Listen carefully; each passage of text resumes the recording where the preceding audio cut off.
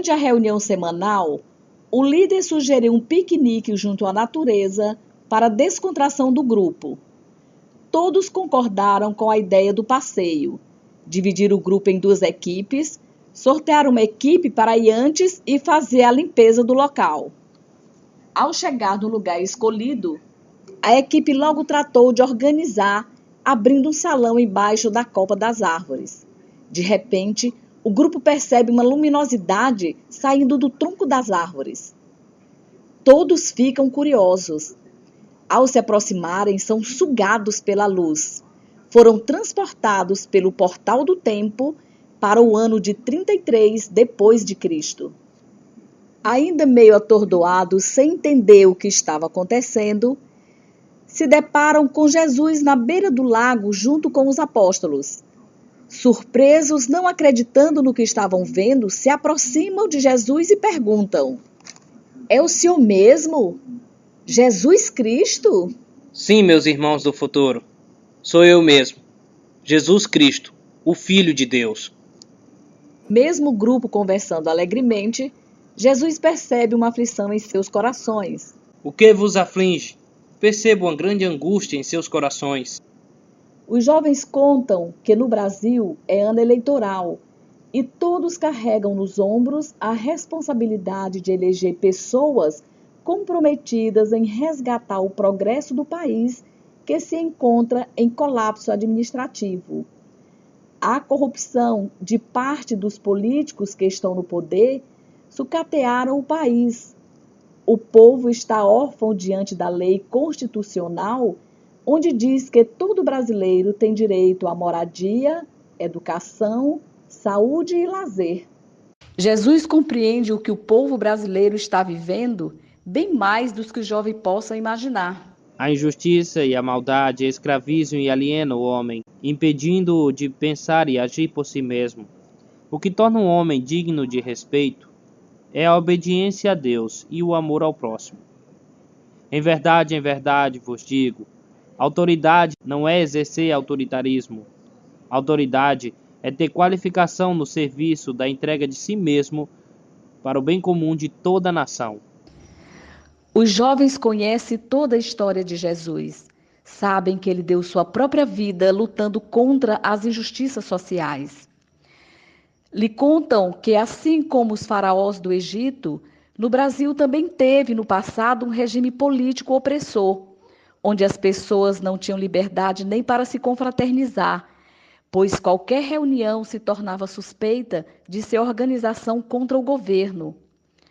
Os jovens acham que esta viagem no tempo foi para resgatar Jesus dos seus opressores. Ainda não compreenderam que a missão deles é bem diferente. Jesus agradece o carinho dos jovens e esclarece que sua missão deve ser cumprida para o bem de toda a humanidade. Obrigado, meus amigos, mas é preciso que se cumpra as Escrituras. O Filho do Homem deve morrer, pois somente com meu sangue derramado será feita a nova aliança entre Deus e o homem para o perdão dos pecados.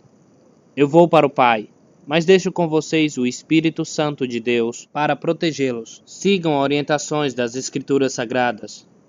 Digam aos seus líderes religiosos que convoquem a igreja para orar. Assim como o rei Salomão, peçam sabedoria divina e discernimento entre o bem e o mal, para que em todas as suas atividades e decisões sejam sempre orientadas pelo Espírito Santo de Deus. Sejam simples e prudentes.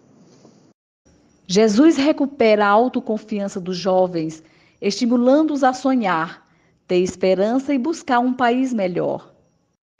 Os jovens lembram que o beato francês Antônio Frederico de Ozanam sonhava abraçar o mundo inteiro numa rede de caridade e oração. Também Raul Seixas, na letra da música Prelúdio, diz que o sonho que se sonha só é apenas um sonho que se sonha só.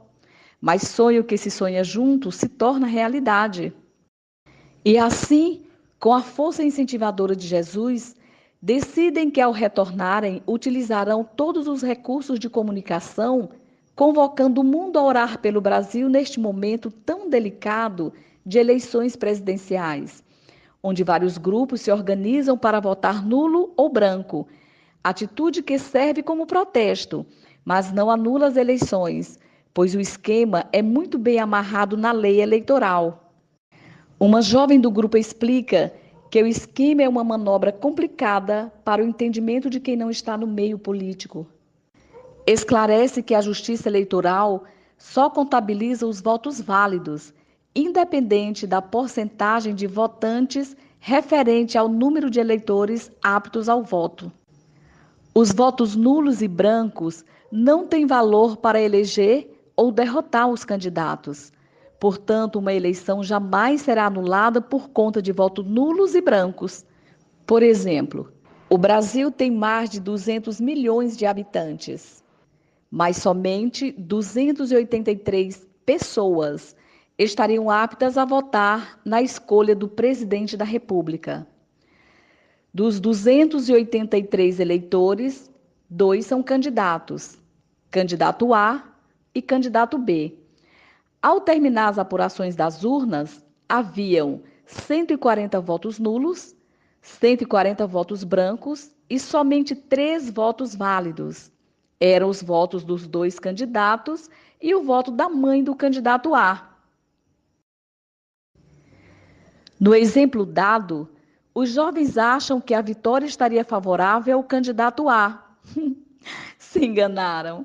Só que a mãe do mesmo, para salvá-lo de um ambiente propício a todo tipo de criminalidade, optou por salvar a alma do filho votando no candidato B, tornando-o presidente. Os jovens sorriram do desfecho da história, mas compreenderam o amor daquela mãe pelo seu filho.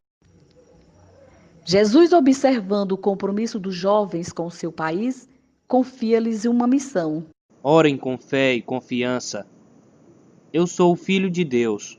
Oro ao meu Pai em tudo o que faço. Para salvar o Brasil dos corruptos, terão que ter conhecimento sobre a ideologia de cada partido, a integridade moral de cada candidato, e suas propostas condiz com a defesa da vida humana e da natureza. Mantenham-se em oração para receber o vosso Pai Celestial, a serenidade, prudência e a sabedoria divina necessária para cumprir esta missão. Os jovens, sabendo o que vai acontecer com Jesus dentro de poucos dias, perguntam o que podem fazer para mudar o curso da sua história.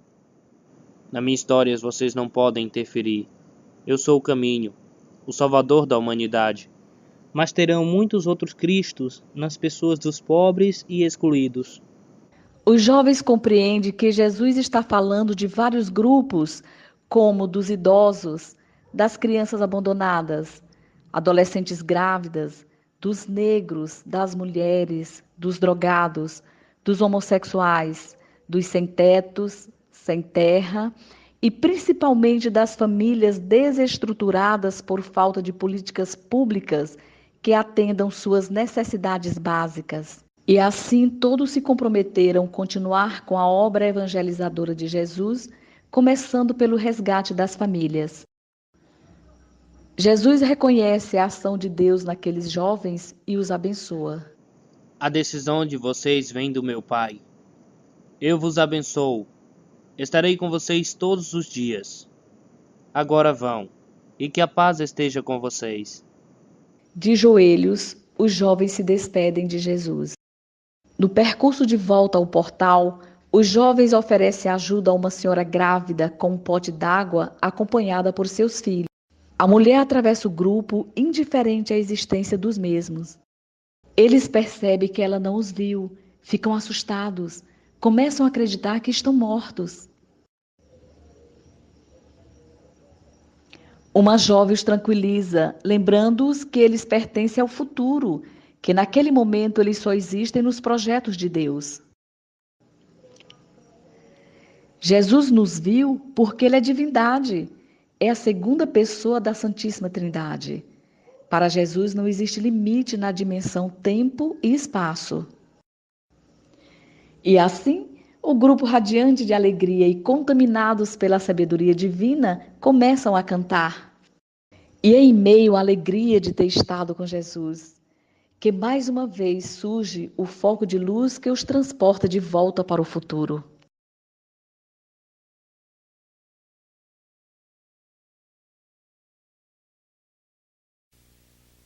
A vida de Jesus no século I, quando estas histórias aconteceram, era muito complexa. Os romanos dominavam a Palestina com mão de ferro e limitavam violentamente a liberdade e autonomia dos judeus. Jesus e seus discípulos eram judeus, como também o eram homens como o rabino Gamaliel e outros líderes da comunidade que não aceitavam o messianismo de Jesus. Existiam, entretanto, outros líderes, como Saduceu e o sumo sacerdote Caifás, que haviam chegado às suas posições de autoridade através de manobras políticas e cujas atitudes rudes e desonestas eram dignas de censura aos olhos de muitos judeus. Estas histórias bíblicas mostram pessoas de experiências e pontos de vista diferentes interagindo, às vezes em conflito. Mas a mensagem principal a ser comunicada é sempre a de boa vontade e amor para todos.